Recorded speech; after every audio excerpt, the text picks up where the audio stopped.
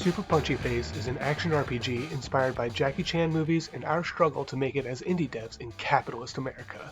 I'm Drew Dene from 8 Points, and I'm going to talk you through our prototype and what our goals are for the final game. Players will take the role of an aspiring martial artist going through 1 month of their day-to-day life training for the big tournament qualifiers. That training includes seeking out fellow martial artists and kicking their butts. Everyone's cool with it though, like how Pokemon trainers can just fight in the street no problem. Combat in the game is directly inspired by Jackie Chan movies. Players will be sliding over pool tables, tripping dudes with furniture, and kicking them through windows. It plays like an evolution of traditional beat-em-ups, and the final game will feature plenty more weapons, levels, and enemies. The combat system has been a pet project of mine for a while now, and it's pretty far along. Our approach to combat is like a simulation. Enemies can do basically everything the player can, and every object is based around states and properties. This allows for lots of emergent situations, forcing players to constantly improvise. And because all the combat is non-lethal, when the player gets knocked down, they get back up. Then comes a crucial choice. Should they leave with their tail between their legs, or should they push on? The risk here is that getting knocked down too many times means they'll have to go to the hospital. And that means medical bills. Fat ones. Because capitalism sucks. Dealing with capitalism is a major part of the player experience in Super Punchy Face.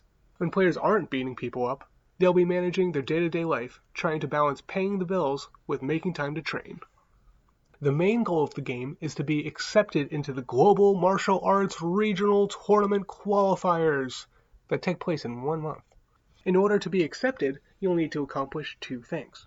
1. Make enough money to pay the entry fee, and 2. Build up a reputation for your uncle's dojo. This is all on top of training your skills to become the best fighter around. This is your bedroom. Here, you can save your game, rest, and change your fighting styles. Similar to Call of Duty loadouts, players will choose from a number of different techniques, perks, and attacks to create their own personal fighting styles. This here is just a small example of the kinds of options players will have. Let's go through a typical day. It's the morning of the 2nd, because we got knocked out yesterday. We have negative X dollars from the medical bills, so we definitely need to make some money. Let's go downstairs. This is your uncle's dojo. In here, you can talk to Jago, your uncle. He's trying to support you while you train for the tournament, but his dojo isn't recognized by the Global Martial Arts Committee. He'll give you missions to help build up the dojo's reputation in time for the qualifiers. You can also work out here to increase your stats, and eventually you'll be able to buy new equipment to improve different aspects of your character. You'll also be able to spar with the other students here, once you convince them to join, that is.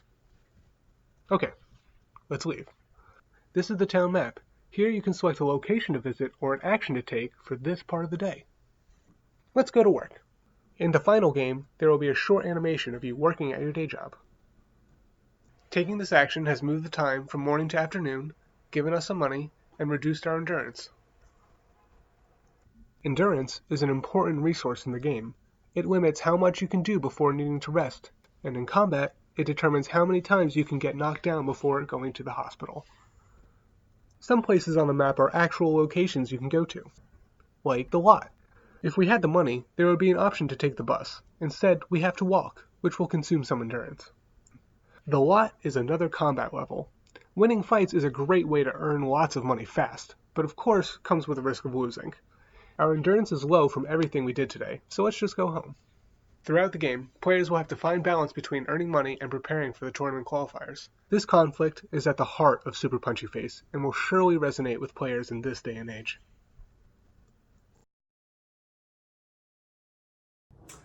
8 Points is made up of 3 best friends, and we've known each other for decades. Earlier this year, we released our first premium game, Eavesdrop. It took us 1 year of our spare time to develop. We can finish Super Punchy Face in about 18 months if I work on it full time.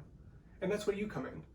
We need help with marketing and distribution, but most importantly, we need funding to support ourselves.